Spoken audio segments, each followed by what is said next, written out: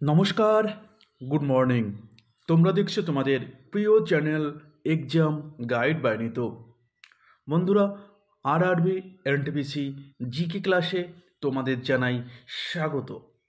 তোমরা যারা রেলওয়ে পরীক্ষা দেবে তোমাদের জন্যই আমি 2021 সালে আরআরবি এনটিপিসি পরীক্ষায় এসে যাওয়া প্রশ্নপত্র নিয়ে এই বিশেষ ক্লাস করাচ্ছি। আজকে আমি করাবো 51 নম্বর ক্লাস, যেটি 26শে জুলাই 2021 সালে প্রথম শিফটে পরীক্ষায় এসেছিল। এছাড়াও তোমরা যারা এসএসসি এবং অন্যান্য চাকরির পরীক্ষার জন্য প্রস্তুতি নিচ্ছ তোমাদের কাছেও প্রশ্নগুলো সমান গুরুত্বপূর্ণ। তো বন্ধুরা, তোমরা যারা এখনও পর্যন্ত চ্যানেলটি সাবস্ক্রাইব করোনি অবশ্যই চ্যানেলটি সাবস্ক্রাইব করে নেবে। ভিডিওটা ভালো লাগলে অবশ্যই লাইক করবে, বন্ধুদের সঙ্গে শেয়ার করবে। তো চলো শুরু করছি আজকের প্রশ্নপত্রগুলো। প্রথম প্রশ্ন কি বলেছে, নিচের কোন গ্রন্থিটি মানবদেহে একটি অন্তঃস্রাবী গ্রন্থি? কোনটি মানবদেহের একটি অন্তঃস্রাবী গ্রন্থি? তো সঠিক উত্তর পিটুইটারি। পিটুইটারি মানবদেহের একটি অন্তঃস্রাবী গ্রন্থি। দেখো, অন্তঃক্ষরা গ্রন্থি কাকে বলা হয়? তো অন্তঃক্ষরা গ্রন্থি বলা হয় যে সমস্ত গ্রন্থি নালীবিহীন এবং সরাসরি রক্তে হরমোন নিঃসরণ করে সেগুলিকে বলা হয় অন্তঃক্ষরা গ্রন্থি। আর বহিঃক্ষরা গ্রন্থি বলে যে গ্রন্থিগুলি নালীর মাধ্যমে শরীরের উপরিভাগে পদার্থ নিঃসরণ করে সেগুলোকে বলা হয় বহিঃক্ষরা গ্রন্থি। ঠিক আছে, তো চলো নেক্সট। নিচের কোনটি গ্লোবাল বায়ো ইন্ডিয়া 2021 ইভেন্ট আয়োজনের সঙ্গে জড়িত নয়? গ্লোবাল বায়ো ইন্ডিয়া 2021 এই ইভেন্টের সঙ্গে জড়িত নয় স্বাস্থ্য ও পরিবার কল্যাণ মন্ত্রণালয়। দেখো, বিজ্ঞান ও প্রযুক্তি মন্ত্রণালয়, biotechnology industry research assistance council এবং বায়োটেকনোলজি বিভাগ, এই তিনটি কিন্তু গ্লোবাল বায়ো ইন্ডিয়া আয়োজনের সঙ্গে জড়িত ছিল। পরবর্তী প্রশ্ন, 1920 সালের ডিসেম্বরে কংগ্রেসের কোন অধিবেশনে অসহযোগ আন্দোলন গৃহীত হয়েছিল? তো সঠিক উত্তর নাগপুর অধিবেশনে। 1920 সালের ডিসেম্বরে কংগ্রেসের নাগপুর অধিবেশনে অসহযোগ আন্দোলন গৃহীত হয়েছিল। তো দেখো, প্রিভিয়াস ইয়ারের কোশ্চেনগুলো তোমরা যদি সমস্ত সলভ করো তো এখান থেকে কিন্তু 30 থেকে 40% প্রশ্ন কিন্তু তোমাদের পরীক্ষা আসবে। ঠিক আছে, তো বিগত দিনে দেখা গেছে যে প্রিভিয়াস ইয়ারের কোশ্চেন করলে 30 থেকে 40% প্রশ্ন কিন্তু এখান থেকে কমন তোমরা পেয়ে যাবে। ঠিক আছে, তার বেশিও পেতে পারো কিন্তু এর থেকে তোমরা কম পাবে না। প্রচুর প্রশ্ন কিন্তু প্রিভিয়াস ইয়ারের কোশ্চেন থেকে তুলে দেয়। আর দেখো, আমি কিন্তু সাম্প্রতিক ঘটনা কিন্তু আপডেট করে দিয়েছি। প্রত্যেকটা প্রশ্নতে কিন্তু যেগুলো সাম্প্রতিক ঘটনা রয়েছে আমি কিন্তু আপডেট করে দিয়েছি।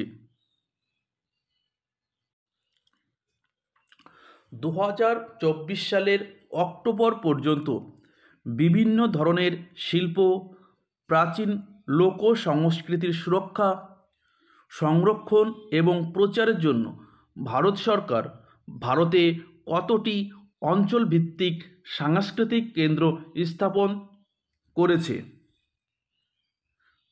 তো সঠিক উত্তর 7টি। ভারত সরকার অঞ্চলভিত্তিক 7টি সাংস্কৃতিক কেন্দ্র স্থাপন করেছে। নিচের কোন প্রাণীর প্রজাতি পশ্চিম ঘাটের আবাসস্থল যা এই অঞ্চলের জন্য অনন্য? তো সঠিক উত্তর হবে নীলগিরি থর। নীলগিরি থরের আবাসস্থল পশ্চিমঘাট। নিচের কোনটি ধাতব পদার্থের বৈশিষ্ট্য? সঠিক উত্তর অর্ধ পরিবাহী। ধাতব পদার্থের বৈশিষ্ট্যের মধ্যে একটি হলো অর্ধ পরিবাহী।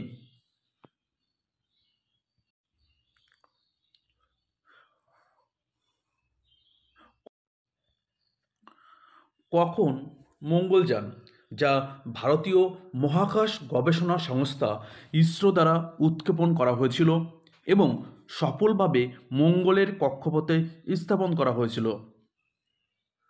তো সঠিক উত্তর 4 সেপ্টেম্বর 2014 সালে মঙ্গলযান মঙ্গলের কক্ষপথে স্থাপন করা হয়েছিল। দেখো, ভারতীয় মহাকাশ গবেষণা সংস্থা ইসরো দ্বারা উৎক্ষেপণ করা মঙ্গলযান 2013 সালের 5ই নভেম্বর পৃথিবীর কক্ষপথ থেকে উৎক্ষেপণ করা হয়েছিল। তো মঙ্গলযান উৎক্ষেপণের তারিখ হলো 2013 সালের 5ই নভেম্বর এবং সেটি মঙ্গলের কক্ষপথে স্থাপিত হয়েছিল 4 সেপ্টেম্বর 2014 সালে। ঠিক আছে, চলো নেক্সট। ভারতের পতাকা কোড কবে কার্যকর করা হয়? তো সঠিক উত্তর 2002 সালে ভারতের পতাকা কোড কার্যকর করা হয়।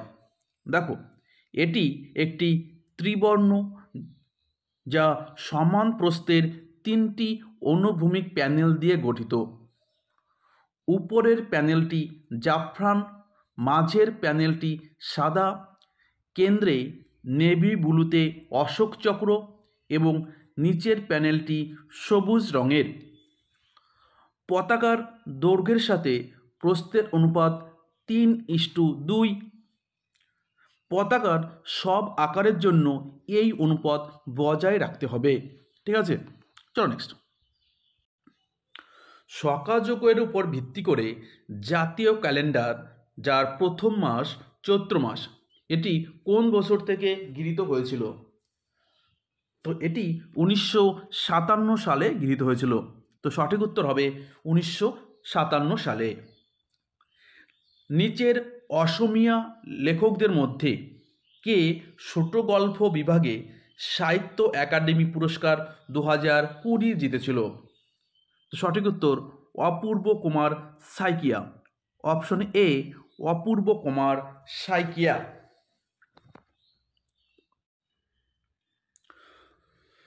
সুলহ ই কুল সম্পর্কে আকবরের ধারণা কী ছিল?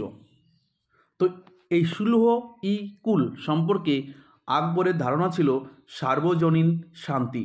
তো সঠিক উত্তর সার্বজনীন শান্তি। নিচের কোনটি অসহযোগ আন্দোলনের বৈশিষ্ট্য নয়? তো অসহযোগ আন্দোলন 1920 সালে কংগ্রেসের নাগপুর অধিবেশনে কিন্তু গৃহীত হয়েছিল। তো যেটি হলো অসহযোগ আন্দোলনের বৈশিষ্ট্য নয়, সেটি লবণ সত্যাগ্রহ। লবণ সত্যাগ্রহ এটি অসহযোগ আন্দোলনের বৈশিষ্ট্য নয়।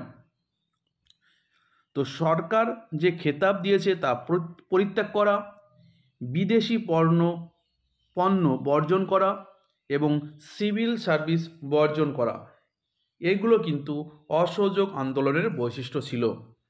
চলো নেক্সট। ভারতের সংবিধানের নিচের কোন অনুচ্ছেদে ভাগ 20 এর অংশ রয়েছে, যা সংবিধান এবং এর কার্যপ্রণালী সংশোধনের জন্য সংসদের ক্ষমতার সাথে সম্পর্কিত? তো সঠিক উত্তর অনুচ্ছেদ 368। অনুচ্ছেদ 368তে সংবিধান সংশোধনের কথা বলা রয়েছে, আর যেটা রয়েছে ভাগ 20। ঠিক আছে, ভাগ 20 এবং অনুচ্ছেদ 368তে সংবিধান সংশোধনের কথা বলা রয়েছে। নিম্নলিখিত রাজ্যগুলোর মধ্যে কোনটি ভারতের ভ্যানাডিয়ামের প্রধান উৎপাদক হয়ে উঠেছে? তো ভ্যানাডিয়ামের প্রধান উৎপাদক রাজ্য হলো অরুণাচল প্রদেশ। তো সঠিক উত্তর অরুণাচল প্রদেশ। নিম্নলিখিতর মধ্যে কে প্রথম ভারতীয় ফেন্সার বা তলোয়ার খেলোয়াড় হিসাবে মহিলাদের ব্যক্তিগত ইভেন্টে 2021 সালে টোকিও অলিম্পিকের জন্য যোগ্যতা অর্জন করে ইতিহাস তৈরি করেছিল? তো সঠিক উত্তর সি.এ. ভবানী। সি.এ. ভবানী তিনি একজন ভারতীয় ফেন্সার বা তলোয়ার খেলোয়াড়, যিনি 2021 সালে টোকিও অলিম্পিকে খেলার জন্য যোগ্যতা অর্জন করে ইতিহাস সৃষ্টি করেছে। পূর্ব মধ্য রেলের সদর দপ্তর কোথায় অবস্থিত? তো সঠিক উত্তর হাজিপুর। হাজিপুর পূর্ব মধ্য রেলের সদর দপ্তর। মধ্যপ্রদেশের কোন শহরের নাম পরিবর্তন করে নর্মদাপুরম রাখা হয়েছিল? তো সঠিক উত্তর হোশাঙ্গাবাদ। হোশাঙ্গাবাদ এর নাম পরিবর্তন করে নর্মদাপুরম রাখা হয়েছে। ঠিক আছে, হোশাঙ্গাবাদের নাম পরিবর্তন করে নতুন নাম রাখা হয়েছে নর্মদাপুরম।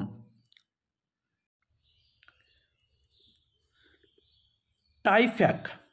টাইফ্যাক যার সম্পূর্ণ নাম technology information forecasting and assessment council, এর বিবৃতি সম্পর্কে নিচের কোন বিবৃতিটি ভুল?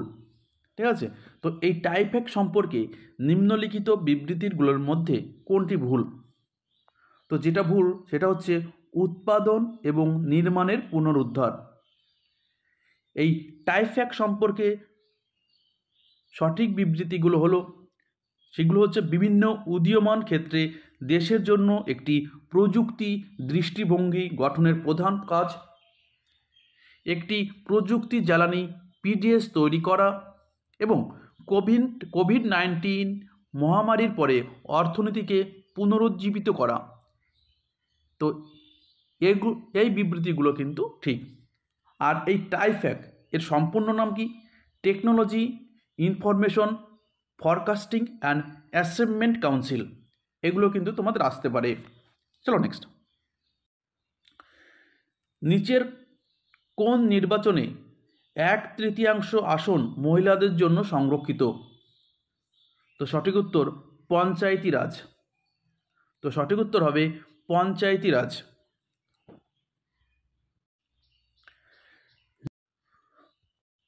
পরবর্তী প্রশ্ন, নিচের কোনটি আকাশে নক্ষত্রমণ্ডল নয়? তো সঠিক উত্তর সিরিয়াস। সিরিয়াস নক্ষত্রমণ্ডল নয়। দেখো, মেঘমুক্ত অন্ধকার রাতে আকাশের দিকে তাকালে মনে হয় কয়েকটি নক্ষত্র বিশেষ আকৃতিতে মিলে জোট বেঁধেছে। এভাবে আমাদের পরিচিত আকৃতিতে নক্ষত্র দলকে নক্ষত্রমণ্ডলী বলা হয়। পরবর্তী প্রশ্ন, ভারতে সতীদাহ প্রথার বিলোপের একটি সর্বশ্রেষ্ঠ সামাজিক সংস্করণ ড্যাশ গভর্নর জেনারেল দ্বারা করা হয়েছিল? তো সঠিক উত্তর Lord William Bentinck. Lord William Bentinck তিনি সতীদাহ প্রথা বিলোপ করেছিলেন।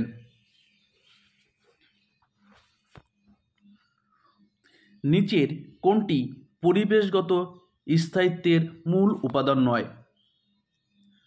তো দেখো, যেটি নয় সেটা হচ্ছে মানুষ, সম্প্রদায় এবং সাংস্কৃতিক বিকাশ। এটি কিন্তু পরিবেশগত স্থায়িত্বের মূল উপাদান নয়। চলো নেক্সট। নিচের কোনটি ওয়েবকিট ব্রাউজার ইঞ্জিনের উপর ভিত্তি করে একটি গ্রাফিক্যাল ওয়েব ব্রাউজার? সঠিক উত্তর সাফারি। সাফারি একটি গ্রাফিক্যাল ওয়েব ব্রাউজার। ঠিক আছে, সাফারি একটি গ্রাফিক্যাল ওয়েব ব্রাউজার। ড্যাশ দক্ষিণ পশ্চিম ভারতে পশ্চিমঘাট পর্বতশ্রেণীর একটি গুরুত্বপূর্ণ গিরিপথ। এটি উত্তরে নীলগিরি পাহাড় এবং দক্ষিণে আনাইমালাইকে সংযুক্ত করে। তো সঠিক উত্তর পালঘাট। তো পালঘাট দক্ষিণ পশ্চিম ভারতের পশ্চিমঘাট পর্বতশ্রেণীর একটি গুরুত্বপূর্ণ গিরিপথ, যা উত্তরে নীলগিরি পাহাড় এবং দক্ষিণে আনাইমালাই পাহাড়কে সংযুক্ত করে।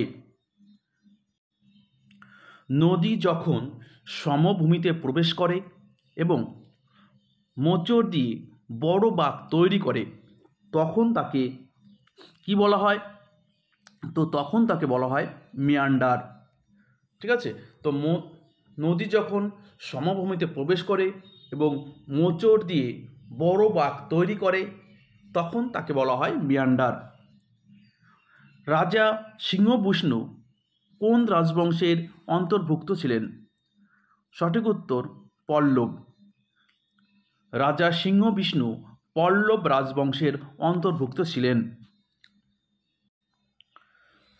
ড্যাশ হলো কোষের সেই অর্গানেল যা বিদেশি উপাদান এবং জীর্ণ কোষ অর্গানেল এগুলিকে হজম করে কোষকে পরিষ্কার রাখে। তো সঠিক উত্তর লাইসোজোম। 4টি বিটের একটি গ্রুপকে বলা হয় কি বলা হয়? নিবেল। তো 4টি বিটের একটি গ্রুপকে বলা হয় নিবেল। অপশন বি সঠিক উত্তর।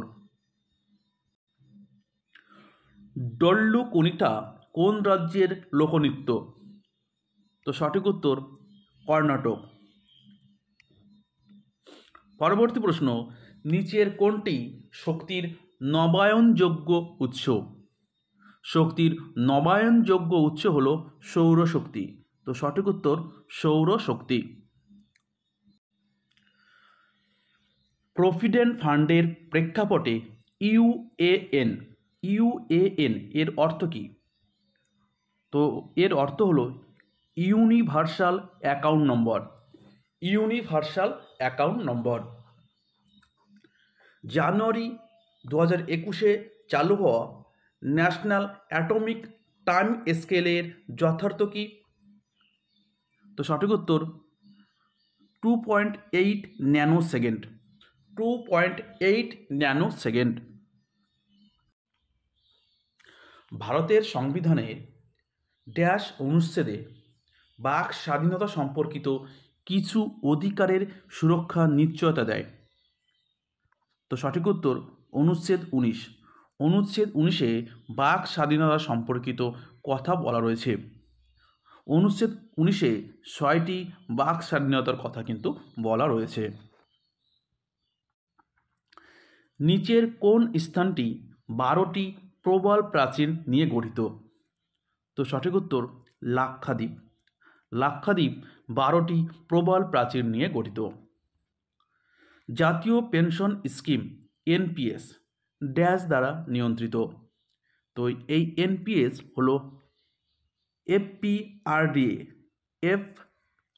পিএফআরডিএ। ঠিক আছে, পিএফআরডিএ দ্বারা নিয়ন্ত্রিত। সঠিক উত্তর পিএফআরডিএ। ড্যাশ। পরবর্তী প্রশ্ন, ড্যাশ রাস্তার বিক্রেতাদের জন্য আবাস ও শহরে বিষয়ক মন্ত্রক পিএম স্বনিধি প্রকল্প চালু করেছিল? নিচের কোন প্রকল্পটি রাস্তার বিক্রেতাদের জন্য আবাস ও শহরে বিষয়ক মন্ত্রক পিএম স্বনিধি প্রকল্প চালু করেছিল? তো সঠিক উত্তর হবে অপশন ডি। দেখো, যারা কোভিড-19 লকডাউনের কারণে ব্যাপকভাবে প্রভাবিত হয়েছিল এবং যাতে তারা তাদের জীবিকার কার্যক্রম পুনরায় করতে পারে, এই জন্যই কিন্তু পিএম স্বনিধি প্রকল্প চালু করেছিল। ঠিক আছে, এই রাস্তার বিক্রেতাদের জন্য। যে কারণে ফুটপাথে যে সমস্ত বিক্রেতা ছিল তারা তো লকডাউনের পরে তাদের কাজ হারিয়েছিল। তো তাদের জন্যই এই আবাস এবং শহরে বিষয়ক মন্ত্রক পিএম স্বনিধি প্রকল্প চালু করেছিল, যাতে তারা পুনরায় তাদের কার্যক্রম করতে পারে। তো বন্ধুরা, ভিডিওটা এই পর্যন্তই। ভিডিওটা ভালো লাগলে লাইক করবে, বন্ধুদের সঙ্গে শেয়ার করবে। আবার দেখা হচ্ছে আগামীকাল। ততক্ষণ ভালো থাকবে, সুস্থ থাকবে। ধন্যবাদ।